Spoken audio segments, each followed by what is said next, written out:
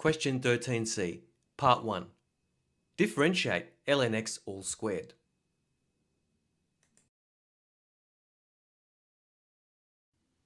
The following are the marking guidelines for Question 13c, Part 1. For 1 mark, we have attempts to use the chain rule or equivalent merit. And for 2 marks, we have provides correct solution.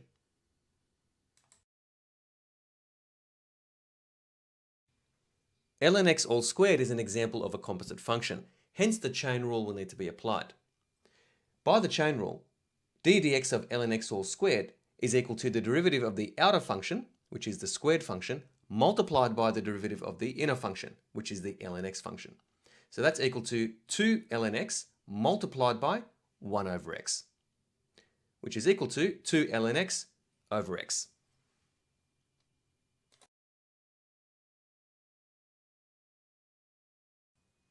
Part 2.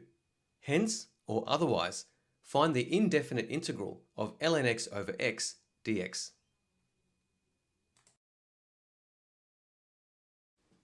From Part 1, the derivative of ln x all squared is equal to 2 ln x over x. Hence, the antiderivative or the integral of 2 ln x over x is equal to ln x all squared plus the constant of integration c. Now, 2 ln x over x is double the integrand presented in Part 2. So we want the indefinite integral of ln x over x dx. So if we can change this integrand to resemble 2 ln x over x, then finding the antiderivative or the integral is straightforward.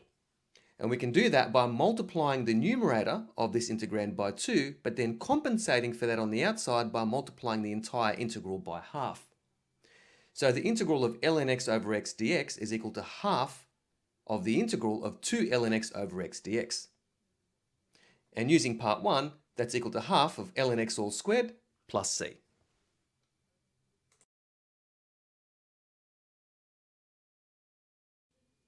The following is the feedback from the Marking Centre for Question 13c.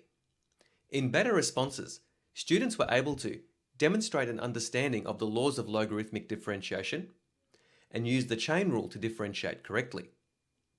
Areas for students to improve include using the product rule or chain rule to differentiate a logarithmic function, using the derivative of logarithms in the previous section to integrate a logarithmic function, and realizing the connection between earlier parts of a question through the use of hence.